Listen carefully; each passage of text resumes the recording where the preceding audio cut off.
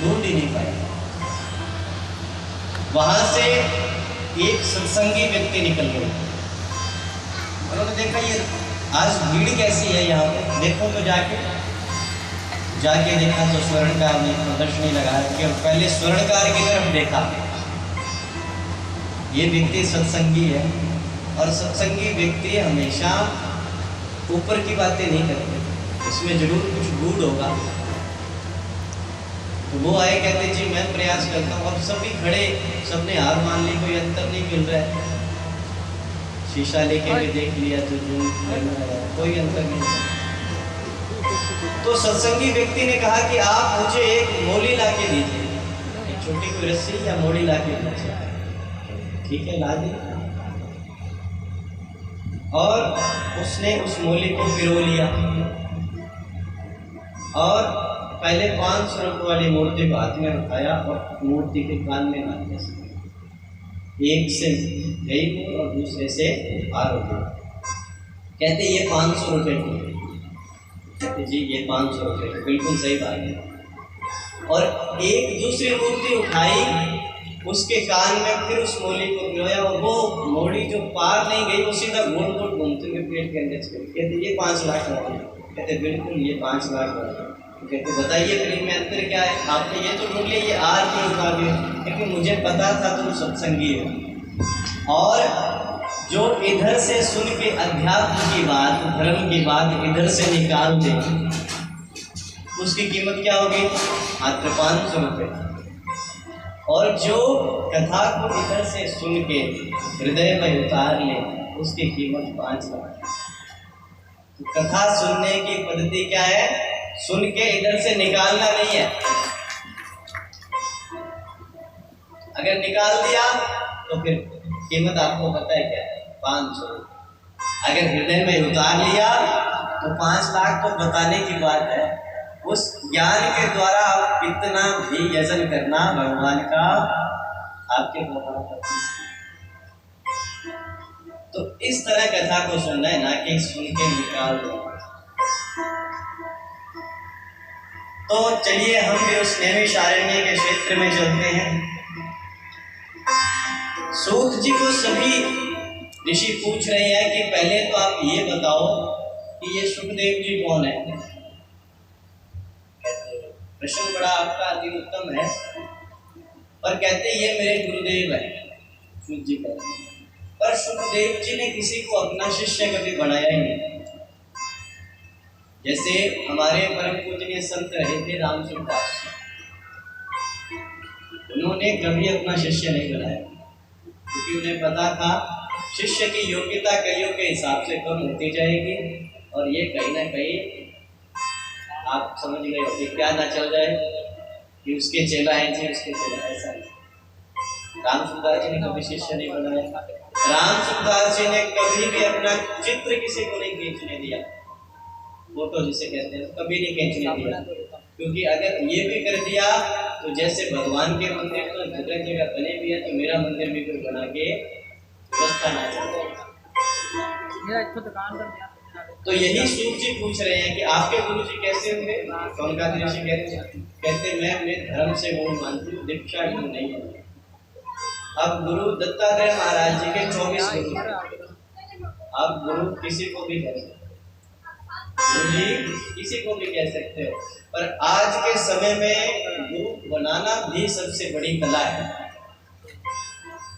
कल ही बताया था, क्योंकि आज के समय के अंदर क्या है कि कुतर्क बहुत है, तर्क करने वाले कम है। सार्थक तर्क करने वाले कम होंगे, पर कुतर्क करने वाले बहुत होंगे। तो आज के समय में क्या हो गया कि गलियन गलियन गुरु फिरे, हमसे दीक्षा लो, स्वर्ग जाए चाहे नरक जाओ, पर धोती रुपया। आज के समय के अंदर आपको हर कोई यही कहेगा मुझे गुरु जी बना लो, मुझे गुरु जी बना लो। गुरु शब्द आप सबको कह सकते, कोई समस्या नहीं। बॉम्बे की तरफ, मुंबई की तरफ जब भी हम जाते हैं तो वहाँ तो गुरु शब्द की और ही फ्रीडम है। और गुरु क्या हाल है, तो ये कहते हैं हाँ बढ़िया।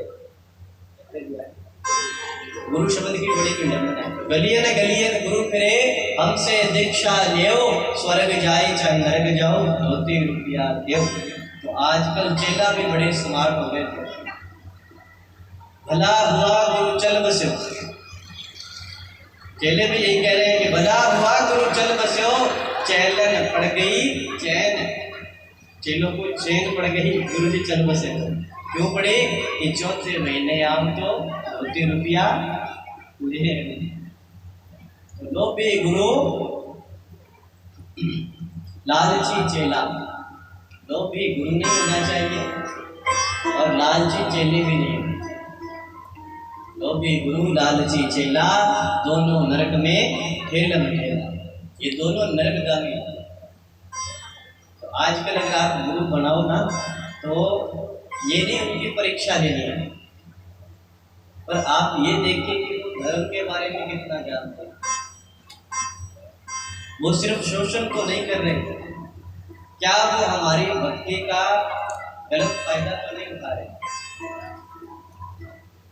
क्या वो हमें सतमार्ग बता देंगे या सिर्फ अपना पेट? या हम हमारी या तो हमारी श्रद्धा किसी के प्रति बनती नहीं, आज के समय की बात है। और जब बनती है तो वो अंधश्रद्धा बनती है। फिर जैसे कह दिया हमारे गुरु जी ने ये कह दिया, ऐसे ही होगा। ऐसा आप भी शास्त्रों को पढ़ो, जानो। अगर आपको कोई योग्य गुरु नहीं मिल रहा है, निपुरा तो नहीं रहना चाहिए, ये स्पष्ट है। एक ब्राह्मण का भी एक सन्यासी गुरु होना चाहिए। एक सन्यासी गुरु जीवन में होना ही चाहिए, और एक धर्म गुरु हर व्यक्ति का होना चाहिए। जैसे हमारा सबसे आज के समय का, और यहाँ तो वो है भी बहुत विष्णुई समाज है, उनके गुरु जी जामा जी महाराज, उन्होंने 29 से विष्णुई बने। 29 जैसे 29 जिसे हम कहते हैं, 29 नियम बनाए। 29 को 29 से आगे जाके यही नाम जो है वो विष्णुई, 20 और 9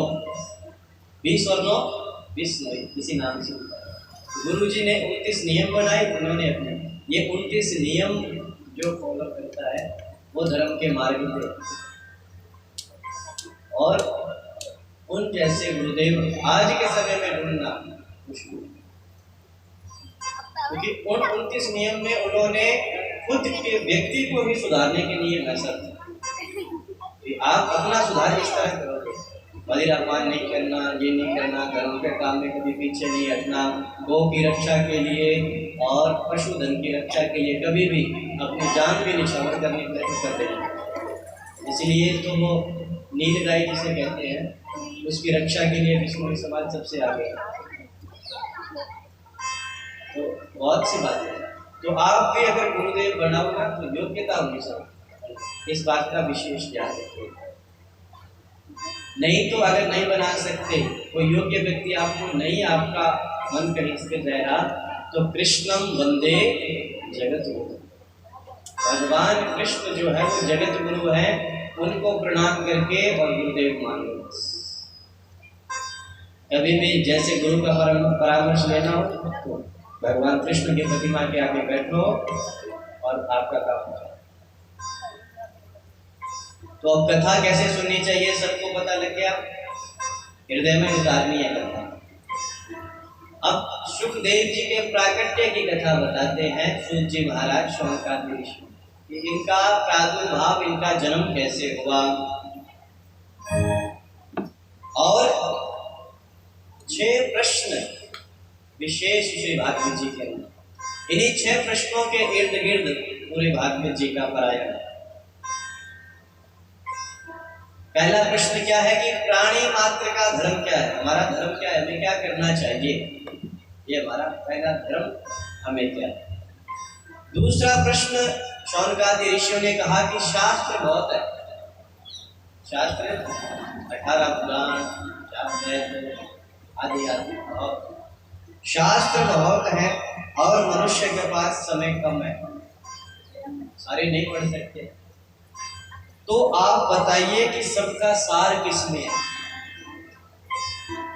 सबका सार आप बता दीजिए किसमें। ये हुआ दूसरा प्रश्न। तीसरा प्रश्न पूछा कि भगवान यदि सर्व सामर्थ्य है, भगवान सामर्थ्य तो है ना, सर्व सामर्थ्य है। अगर जगदीश्वर भगवान सामर्थ्य है तो फिर वो अवतार क्यों लेते हैं? अगर राक्षसों पे मारना है तो वहीं से चुटकी बजाए राक्षस मर ना जाए। कहते बड़ा उत्तम प्रश्न है।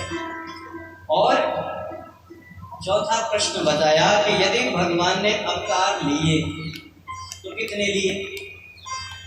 भगवान ने अवतार कितने हुए? भगवान के अवतार कितने हैं? ये प्रश्न।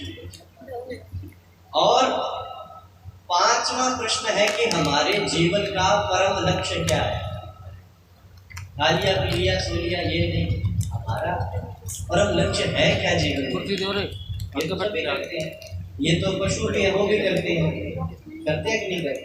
पर हमें अगर भगवान ने फैसिलिटी दी है, इंसान को दी है, तो हमारा लक्ष्य भी तो अलग होगा। खाना पीना सोना इतना ही थोड़ी होगा, ये तो पशु भी करता है। हमारा कुछ विशेष लक्ष्य तो होगा ना। तो वो लक्ष्य क्या है?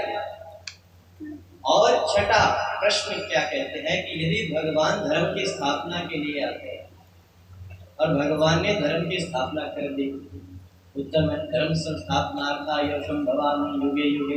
धर्म की स्थापना की गीता के अंदर भगवान स्वयं कहते हैं कि धर्म की स्थापना करने के लिए मैं हर युग में अवतार लेता हूँ। धर्म संस्थापनार्था यशं भवामि युगे। पर अगर भगवान तो वैकुंठ चले गए अपनी लीला को पूरी पूर्ण करके, उसके बाद फिर धर्म किसकी शरण में गया? तब कहा कि ये प्रश्न 6 के 6 बड़े उत्तम हैं। तो पहले तो मैं आपको बता दूं, कहते कि सुखदेव जी ने इन 6 प्रश्नों के उत्तर परीक्षित को दिए।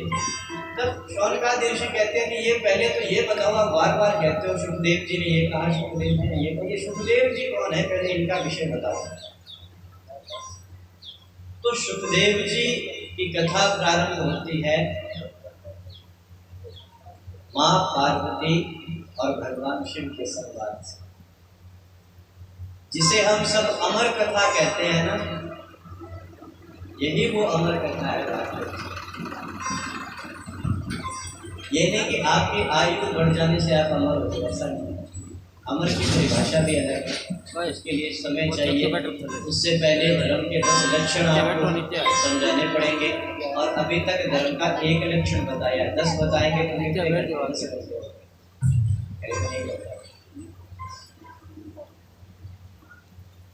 और कल हमने कहा था कि नारद जी जहां पहुंच जाए वहां भगवान को आना ही पड़ता है, और जिसकी बात को रद्द ना किया जा सके उसी का नाम तो क्या है? नारद।